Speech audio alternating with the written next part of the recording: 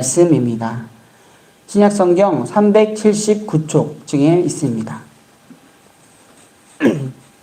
오늘 주시는 하나님의 말씀은 베드로전서 3장 8절에서 12절의 말씀입니다. 신약성경 379쪽쯤에 있습니다.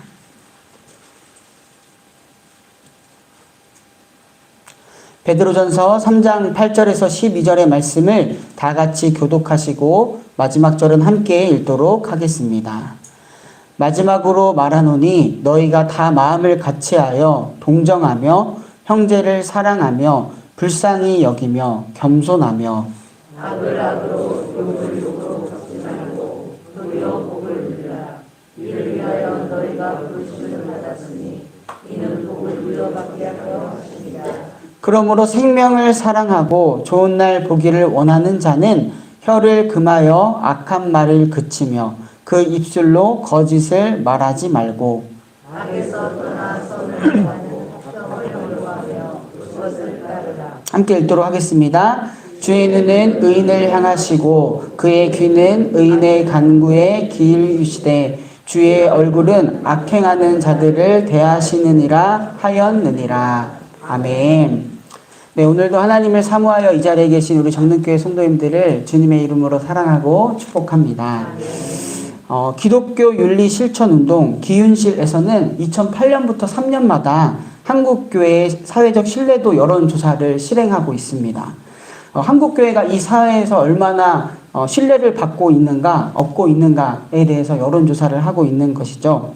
기윤실에 따르면 올해 2월 있었던 여론조사에서 한국교회를 신뢰한다라는 응답의 비율은요, 21%였습니다.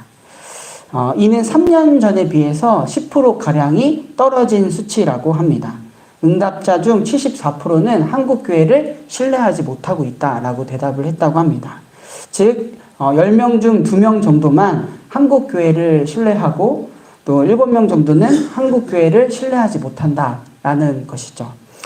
그 이유로는 여러 가지가 있었습니다. 가장 크게는 기독교인의 도덕과 윤리의 문제, 사회 실천 부분의 약화, 또 교회 밖 비판 여론 수용에 준비가 되어 있지 않은 모습, 즉 교회만 생각하는 모습 등의 이유가 되었습니다. 마음이 아프지만 오늘날 우리 한국교회가 또한 우리 그리스도인들을 바라보는 사회의 현 주소라고 할 수 있겠습니다. 이러한 상황 속에서 때때로 우리 그리스도인들은 사회에 적대와 멸시를 당하는 처지에 놓이기도 합니다. 한 예화로 지하철에서 두 사람이 티격태격 싸우고 있었는데 다른 한 사람이 이렇게 이야기했다고 합니다. 여기가 교회인 줄 아냐? 왜 여기서 싸우냐? 웃을 수 있겠지만 절대로 웃을 수 없는 이야기입니다. 한 사회 비평가는 자신의 글에서 오늘날 한국 교회를 보고 다음과 같이 이야기를 적었는데요. 만약 예수 그리스도께서 오늘날 한국에 찾아오셔서 돌아다니신다면 아마 교회는 그냥 지나쳤을 것이다. 왜냐하면 자신과 전혀 상관없는 곳이라고 여기셨기 때문이지 않을까, 이런 글을 적었습니다. 그리스도인이 그리스도인답지 못함을, 교회가 교회답지 못함을 비판하고 오히려 그 깊이 살펴보면 그렇게 살아내기를 요청하는 마음도 담겨 있다는 것을 알 수 있습니다. 이러한 왜곡된 그리스도인, 교회라는 모습은 그리스도인이라고 말하고 살아가는 우리가 만든 것이기에 더 마음이 아픕니다. 사회의 시선도 시선이지만 우리를 바라보는 예수님께서는 얼마나 안타까워하실까 마음이 참 아픕니다. 오늘 우리가 함께 읽은 베드로전서는 소망의 서신이라고 불립니다. 주변의 이교, 환경으로부터 점점 더 심해지는 적대와 멸시를 당하는 처지에 있는 신앙 공동체에게 그리스도인으로서 어떻게 살아가야 할지 그 방향성을 제시해 주기 때문입니다. 그리고 그 방향성의 근거는 다름 아니라 예수 그리스도를 통해 주어진 소망. 이 땅의 나그네로 살아가면서 참된 본향인 하늘에 대한 소망을 이야기하기 때문이죠. 베드로전서가 쓰여졌을 당시 사회와 오늘 우리 사회는 사회에서 그리스도인이 적대와 멸시를 받는다라는 주어진 상황은 비슷합니다. 그러나 다른 점은 이 베드로전서가 쓰인 이유는 그리스도인으로 살아내기에 적대와 멸시를 받았다면 오늘날 그리스도인들은 그리스도인이 그리스도인답지 살아내지 못하기 때문에 적대와 멸시를 받는 상황이죠.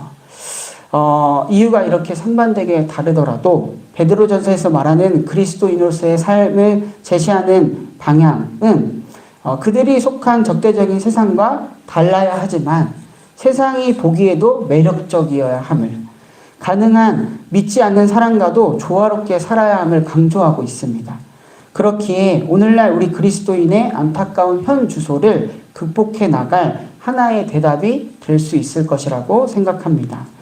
오늘 말씀을 통해 제시한 그리스도인으로서의 삶의 방식이 무엇인지 잠시 살펴보고 이 말씀을 따라 살아가는 우리 모두가 되기를 소망합니다. 오늘 본문을 통해서는 여러 가지 그리스도인으로서의 삶의 태도를, 자세를 보여주고 있습니다. 기본적이면서도 구체적으로 이야기해주고 있는데요.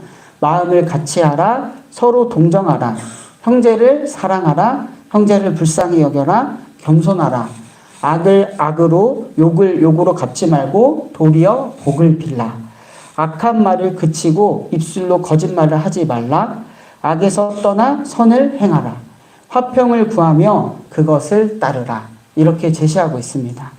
먼저는 마음을 같이 하는 모습을 말해주고 있습니다. 각자의 의견을 내세워 혼란을 만드는 것보다 먼저는 모두가 그 공동체를 향한 하나님의 뜻을 구하는 모습이 필요하다라는 것이죠. 나의 뜻보다 우리를 향한 하나님의 뜻을 구하는 모습이 필요합니다. 그리고 그 하나님의 말씀에 순종하며 그 말씀을 따르는 것에 마음을 같이 하는 모습, 힘쓰는 그리스도인의 모습, 오늘날 교회의 모습이 있어야 될 줄로 믿습니다. 겸손하라. 나 자신만 생각하지 말고 나 자신만 부각되게 하지 말고 남을 존중하고 자기를 내세우지 않는 태도를 이야기합니다. 로마서 12장 16절에는 다음과 같은 말씀이 있습니다. 서로 한 마음이 되고 교만한 마음을 품지 말고 비천한 사람들과 함께 사귀고 스스로 지혜가 있는 채 하지 마십시오.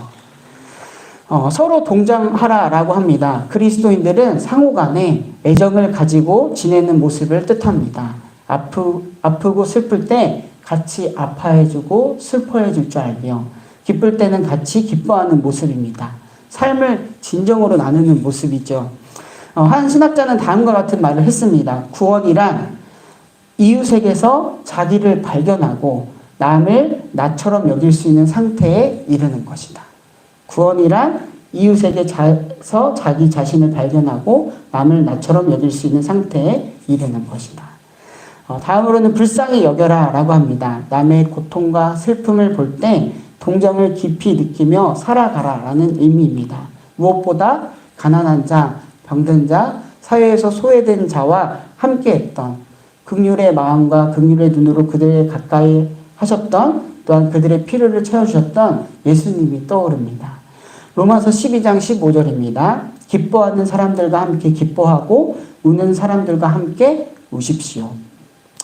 형제를 사랑하라 라고 합니다. 이웃을 친형제처럼 여기고 느끼고 사랑하는 모습입니다. 이 사랑은 그리스도의 사랑을 토대로 가능합니다.